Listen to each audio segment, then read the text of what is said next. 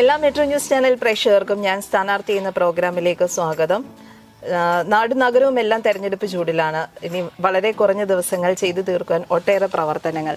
ആ ഒരു തിരക്കിനിടയിലും നമ്മളോടൊപ്പം അല്പസമയം ചിലവഴിക്കാനും നാടിൻ്റെ വികസന പ്രവർത്തനങ്ങൾക്ക് വേണ്ടി ഏതെല്ലാം രീതിയിൽ കൈകോർക്കാമെന്നെല്ലാം ഉള്ള തൻ്റെ സ്വപ്ന പദ്ധതികളെക്കുറിച്ചും എല്ലാം വിശദീകരിക്കാൻ വേണ്ടിയിട്ട് നമ്മളോടൊപ്പമുള്ളത് പെരുമ്പാവൂർ നഗരസഭ 17-ാം വാർഡിൽ ഇരിങ്ങോളിൽ UDF-ൽ മത്സരിക്കുന്ന വിജീഷ് വിദ്യാധരനാണ്.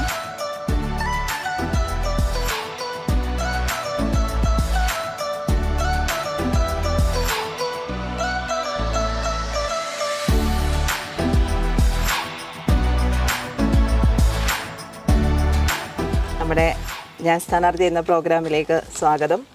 ഈ ഒരു തിരക്കിനിടയിലും നമ്മളോടൊപ്പം നമ്മളെ വിളിച്ചപ്പോൾ നമ്മളോടൊപ്പം അല്പനേരം ചെലവഴിക്കാൻ വേണ്ടി എത്തിയതിൽ ആദ്യം തന്നെ ഞങ്ങളുടെ ആ ഒരു സന്തോഷം അറിയിക്കുകയാണ്. ഇപ്പം വിജീഷേട്ടൻ തന്നെ വിളിക്കാം. കാരണം നമ്മൾ ഇതിനു മുമ്പും ഒട്ടേറെ പ്രവർത്തനങ്ങൾ, വിജീഷേട്ടൻ്റെ ചാരിറ്റി പ്രവർത്തനങ്ങൾ, അതുപോലെ തന്നെ പൊതുപ്രവർത്തന രംഗത്ത് ഇതെല്ലാം നമ്മൾ വാർത്തകളൊക്കെ എടുക്കാൻ വന്നുള്ള പരിചയമുണ്ട്. അപ്പോൾ പിന്നെ നമ്മൾ അങ്ങനെ തന്നെ സംബോധന ചെയ്യാം. വിജീഷേട്ടന് ഈ ഒരു ഇരിങ്ങോള് പോലുള്ള ഒരു നമ്മുടെ ശാന്തസുന്ദരമായ ഈ ഒരു അന്തരീക്ഷം, അതുപോലെ തന്നെ ടൂറിസത്തിനൊക്കെ ഒരുപാട് സാധ്യതകളുള്ള ഒരു ഗ്രാമം, ഇവിടെ ഒട്ടേറെ വികസന പ്രവർത്തനങ്ങൾ ഇനിയും കൊണ്ടുവരാൻ വേണ്ടിയിട്ടുണ്ട്. അപ്പോൾ വിജീഷേട്ടൻ വിജയിച്ച് വന്നു കഴിഞ്ഞിട്ടുണ്ടെങ്കിൽ എന്തെല്ലാം പദ്ധതികളാണ് കൊണ്ടുവരാൻ വേണ്ടിയിട്ട് നമ്മുടെ മനസ്സിലൊരു ഐഡിയ ഒക്കെ ഉണ്ടാവുമല്ലോ, ഇങ്ങനെ കാര്യങ്ങളൊക്കെ ചെയ്യണമെന്ന്. അപ്പോൾ ആ ഒരു സ്വപ്ന പദ്ധതികളെക്കുറിച്ച് നമ്മുടെ പ്രേക്ഷകരോടൊന്ന് വിശദീകരിക്കാമോ? അതായത് ഇരിങ്ങോൾക്കാരനായി ജനിച്ചത് എൻ്റെ ഏറ്റവും വലിയ സന്തോഷങ്ങളും ഏറ്റവും വലിയ ഭാഗ്യത്തിലും ഒന്നായി ഞാൻ മനസ്സിലാക്കുന്നു.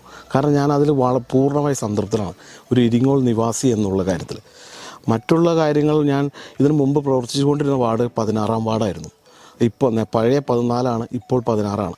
ആ വാർഡിലെ പൂർണ്ണമായ സംതൃപ്തിയോടെ തന്നെയാണ് ഞാൻ ഇന്ന് 17-ാം വാർഡിലെ സ്ഥാനാർത്ഥിയായി കടന്നു വന്നിട്ടുള്ളത്.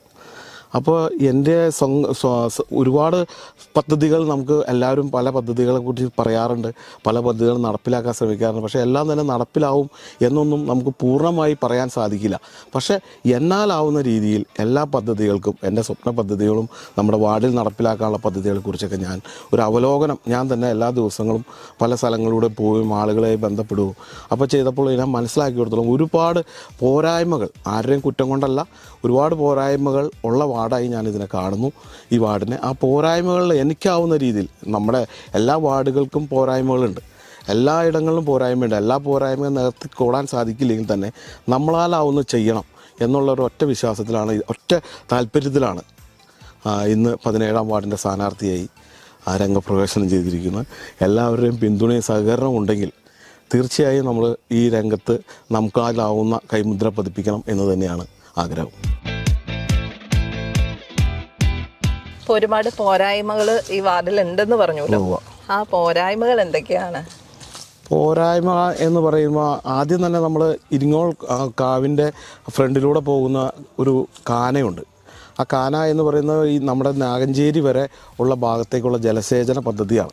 ഈ പദ്ധതി നിലവിൽ ആ റോഡിൻ്റെ സൈഡ് ഇടിഞ്ഞ് കാന വീഴാറായി നിൽക്കുന്ന ഒരു അവസ്ഥയാണ്. വളരെ അപകടകരമായ ഒരു അവസ്ഥയിലൂടെ പോകുന്ന ഒരു തോടാണത്. ആ തോട് ശരിക്കും ഞാൻ കാലങ്ങളായി ആലോചിക്കുന്ന ഒരു പദ്ധതിയാണ്. പക്ഷേ അവിടെ നമ്മുടെ കൗൺസിലർ ഉണ്ടായിരുന്നില്ല. അപ്പോൾ ആ പദ്ധതിയെ വളരെ വിപുലമായി ആ തോടിൻ്റെ സൈഡ് കെട്ടിയെടുക്കുകയും ആ പദ്ധതി ജലസേചനം കൃത്യമായി നാഗഞ്ചേരി വരെ എത്തുന്ന ഒരു ജലസേചന പദ്ധതിയാണ്. ആ പദ്ധതി കൃത്യമായി നടപ്പിലാക്കുന്ന നടപടികൾ ആരംഭിക്കും.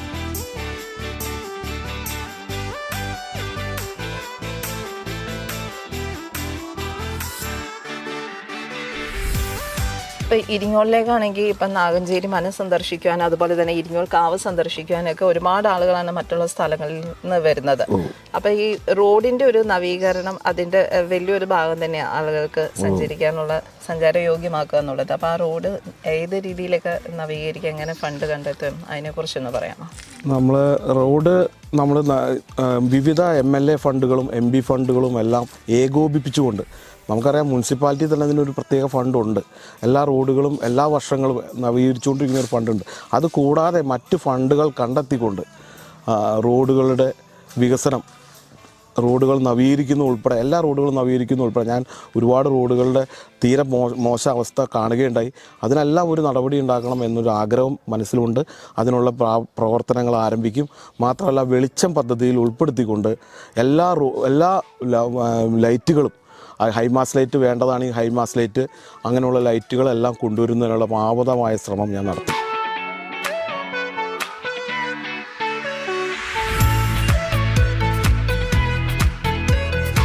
ഒട്ടേറെ ചാരിറ്റി പ്രവർത്തനങ്ങൾ ഇപ്പോൾ പ്രിയദർശൻ്റെ ചാരിറ്റിയുടെ ആഭിമുഖ്യത്തിലാണെങ്കിലും ഒരുപാട് പ്രവർത്തനങ്ങൾ ഇപ്പോൾ വിജീഷേട്ടൻ ചെയ്തിട്ടുണ്ട്.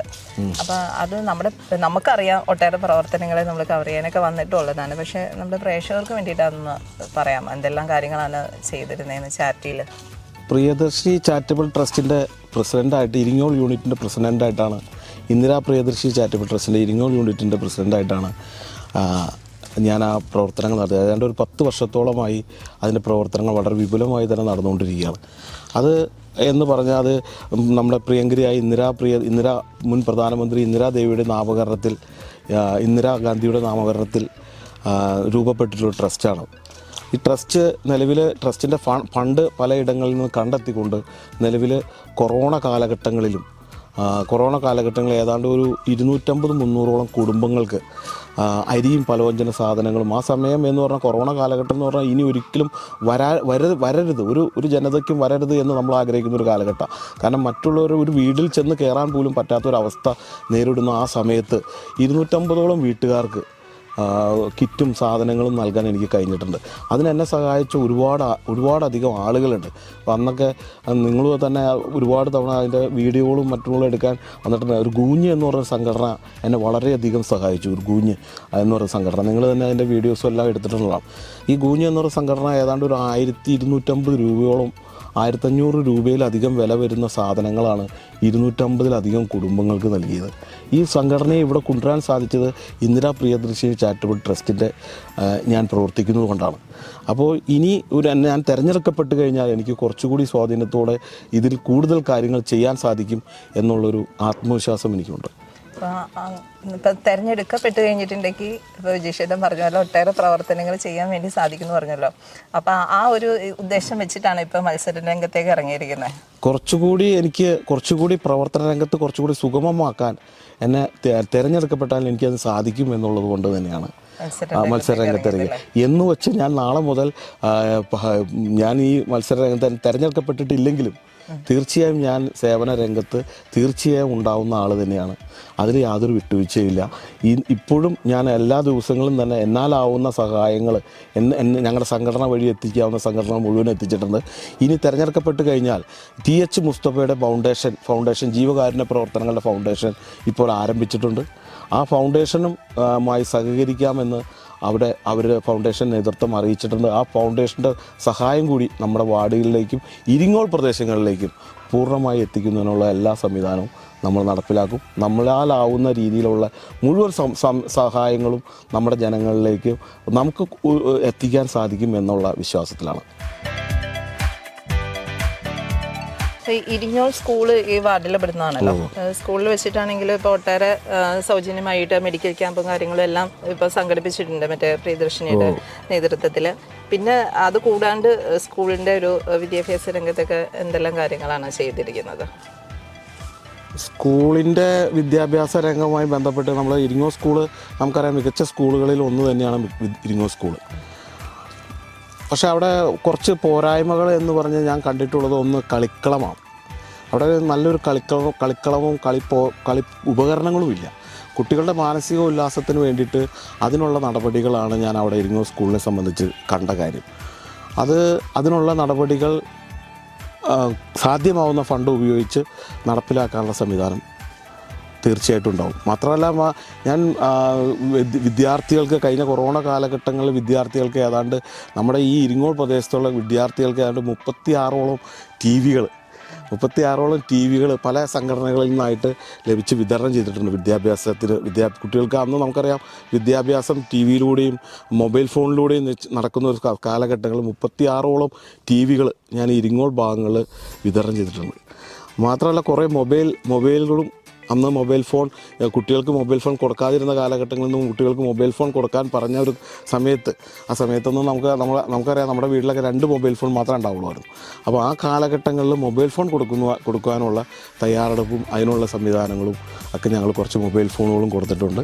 34ഓളം TV-കൾ കൊടുത്തിട്ടുണ്ട് വിദ്യാഭ്യാസത്തിലായിട്ട്. ഇപ്പം സ്ത്രീകളുടെയും കുട്ടികളുടെയൊക്കെ ഉന്നമനത്തിന് വേണ്ടിയിട്ട് ഒട്ടേറെ കാര്യങ്ങൾ വാർഡുകളിലൊക്കെ ചെയ്യുന്നുണ്ട്, നടപ്പിലാക്കുന്നുണ്ട്. ഈ ഒരു വാർഡിൽ അങ്ങനെ എന്ത് പദ്ധതിയാണ് ഉദ്ദേശിക്കുന്നത്? സ്ത്രീകളുടെയും നമുക്ക് ഒരു അംഗൻവാടി നിലവിലുണ്ട്. ഇപ്പോൾ പല വാർഡുകളിലും ചെന്ന് കഴിഞ്ഞാൽ അംഗൻവാടി സ്വന്തം കെട്ടിടത്തിലില്ലാത്ത ഒരുപാട് അംഗൻവാടികൾ പ്രവർത്തിക്കുന്നുണ്ട്. നമുക്ക് അതിനൊരു ഗുണം എന്നുള്ളത് നിലവിൽ നമുക്കൊരു അംഗൻവാടി ഉണ്ട് എന്നുള്ളതാണ്. ഇനി നമ്മൾ അംഗൻവാടിയെ സംബന്ധിച്ച് ഞാൻ ആലോചിക്കുന്ന, അല്ലെങ്കിൽ ഞങ്ങൾ അധികാരത്തിലെത്തിയാൽ, അല്ലെങ്കിൽ ഞാൻ തിരഞ്ഞെടുക്കപ്പെടുകയാണെങ്കിൽ ഞങ്ങൾ ആലോചിക്കുക അതൊരു സ്മാർട്ട് അംഗൻവാടി ആക്കുന്നതിനെ കുറിച്ചായിരിക്കും. മാത്രമല്ല ഇപ്പോൾ പല അംഗൻവാടികളിലും നടന്നു വരുന്നത് സ്ത്രീകളുടെ ഉന്നമനത്തിനും സ്ത്രീകളുടെ ഇതിന് ലക്ഷ്യം വെച്ചുകൊണ്ട് സ്ത്രീകളുടെ നിലവാരം മെച്ചപ്പെടുത്തുന്നതിന് വേണ്ടി ലൈബ്രറികൾ തുടങ്ങുന്ന ഒരു ഇത് പല അംഗൻവാടികളെ കേന്ദ്രീകരിച്ച് നടപ്പിലാവുന്നുണ്ട്. അത് തീർച്ചയായും ഇവിടെ നടപ്പിലാക്കും. നമുക്കറിയാം, നമ്മുടെ സമീപത്ത് ഒരു അംഗൻവാടിയിൽ ഏതാണ്ട് MLA ഫണ്ട് 10 ലക്ഷം രൂപയോളം ഉപയോഗിച്ചുകൊണ്ടാണ് പ്രവർത്തനം ആരംഭിക്കാൻ നടപടികൾ ആരംഭിച്ചുകൊണ്ടിരിക്കുന്നു. അങ്ങനെയുള്ള സാധ്യമായ ഫണ്ട് ഉപയോഗിച്ചുകൊണ്ട് സ്ത്രീകളുടെ കുട്ടികളുടെ ഉന്നമനത്തിനായി പ്രവർത്തിക്കും.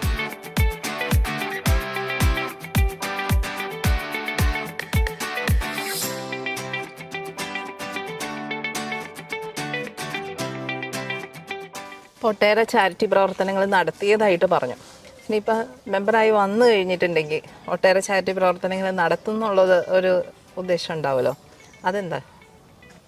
ഇപ്പോൾ നിലവിൽ ഒട്ടേറെ ചാരിറ്റി പ്രവർത്തനങ്ങൾ നടത്തുന്നത് പല ഫണ്ടുകളും ഉപയോഗിച്ചുകൊണ്ടാണ്. ഇപ്പം മെമ്പറായി തിരഞ്ഞെടുക്കപ്പെട്ട് കഴിഞ്ഞാൽ തീർച്ചയായിട്ടും അതിനൊരു ഓണറേറിയം ഉണ്ട്. ആ ഓണറേറിയം പൂർണ്ണമായും വാർഡിലെ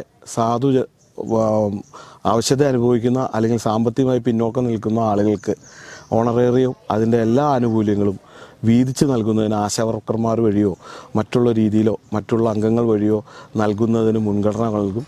അത് പൂർണ്ണമായും ഓണറേറിയം പൂർണ്ണമായും നൽകുന്നതിനുള്ള പ്രകടന പത്രികയിൽ തന്നെ ഉൾപ്പെടുത്തിക്കൊണ്ട് പൂർണ്ണമായും ഓണറേറിയം വാർഡിലെ പാവപ്പെട്ടവർക്ക് ചികിത്സാ സേവന പദ്ധതിയിൽ ഉൾപ്പെടുത്തിക്കൊണ്ട് നൽകുന്നതായിരിക്കും.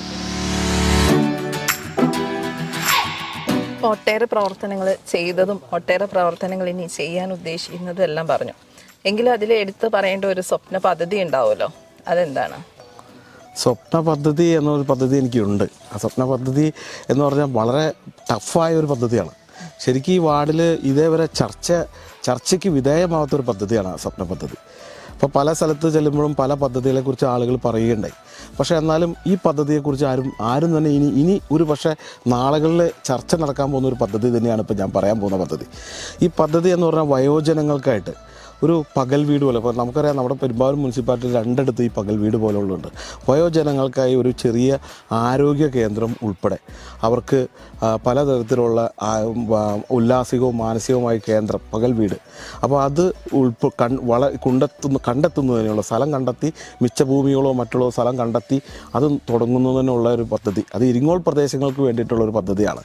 ആ പദ്ധതി ശരിക്കും പറഞ്ഞാൽ ആ പദ്ധതികൾക്കായിട്ടുള്ള പ്രാരംഭ നടപടികൾ ഞങ്ങൾ ഏതാണ്ട് നോക്കി അതിനെപ്പറ്റിയുള്ളൊരു സ്ഥലം കണ്ടെത്താനുള്ള സംവിധാനം എല്ലാം തന്നെ ചെയ്തു കഴിഞ്ഞു. അപ്പോൾ ഏകദേശം എൻ്റെ ഒരു സ്വപ്ന പദ്ധതിയിൽപ്പെട്ടൊരു പദ്ധതി തന്നെയാണത്, വയോജനങ്ങൾക്കായി പകൽ വീട് എന്നുള്ള പദ്ധതി. നമുക്കറിയാം, നമ്മുടെ ഇരിങ്ങോളിലാണ് അതില്ലാത്തേ ഉള്ളൂ. ബാക്കിയുള്ള കാരാട്ടുപള്ളിക്കരയും വല്ലം സൈഡിലുമൊക്കെ ഈ പദ്ധതി നടപ്പിലായിട്ടുണ്ട്. ഈ പദ്ധതി ഉണ്ട്. ഈ പദ്ധതി നമുക്ക് നടപ്പിലാക്കാൻ സാധിച്ചാൽ, നാളുകളിലെ ചർച്ചകളാക്കാൻ സാധിച്ചാൽ അത് നല്ലതായിരിക്കും എന്നുള്ളൊരു വിശ്വാസമാണ് എൻ്റെ. അത് നടപ്പിലാക്കുന്നതിന് വേണ്ടിയുള്ള എല്ലാ പിന്തുണയും എനിക്ക് ആളുകൾ തരികയാണെങ്കിൽ തീർച്ചയായും ഈ നമ്മുടെ വാർഡിൽ അല്ലെങ്കിൽ നമ്മുടെ ഇരിങ്ങോളിൽ ഈ പദ്ധതി നടപ്പിലാവും.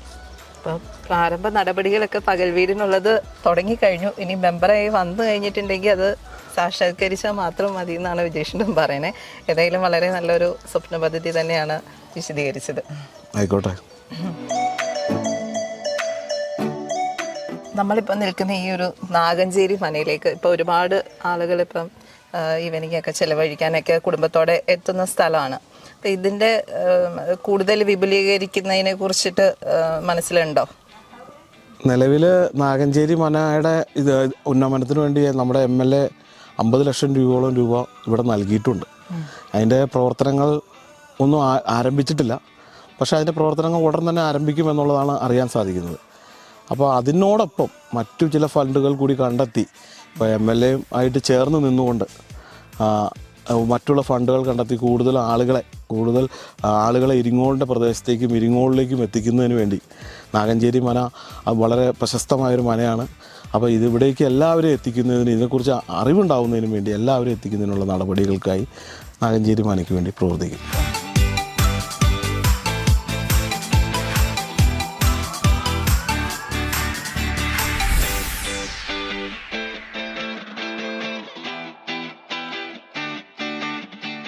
പൊതുപ്രവർത്തകനായി നിന്നുകൊണ്ട് തന്നെ ഒട്ടേറെ ചാരിറ്റി പ്രവർത്തനങ്ങളും വിജീഷേട്ടൻ നടത്തി കഴിഞ്ഞു. ഇനിയും ഒരുപാട് പ്രവർത്തനങ്ങൾ, അതുപോലെ തന്നെ അദ്ദേഹത്തിൻ്റെ സ്വപ്ന പദ്ധതികളെക്കുറിച്ചെല്ലാം വിശദീകരിച്ചു കഴിഞ്ഞു. അതിൻ്റെ പ്രാരംഭ നടപടികൾ തുടങ്ങിയിരിക്കുന്നുവെന്നും അറിയിച്ചു. അതിലെല്ലാം വളരെയധികം സന്തോഷം. ഇത്രയും തിരക്കിനിടയിൽ തെരഞ്ഞെടുപ്പിൻ്റെ ഈ ഒരു തിരക്കിനിടയിലും നമ്മളോടൊപ്പം അല്പസമയം ചെലവഴിക്കാൻ വേണ്ടി എത്തിയതിലും ഈ ഒരു വികസന പ്രവർത്തനങ്ങളും കാഴ്ചപ്പാടുകളെക്കുറിച്ചുമെല്ലാം വിശദീകരിക്കാനും എല്ലാം ഒരു മനസ്സ് കാണിച്ചതിന് സന്തോഷം. എല്ലാവിധ വിജയ ആശംസകളും നേരുന്നു. ഇതോടുകൂടി ഞാൻ സ്ഥാനാർത്ഥിയുടെ ഈ എപ്പിസോഡ് ഇതോടുകൂടി അവസാനിക്കുന്നു. നന്ദി, നമസ്കാരം.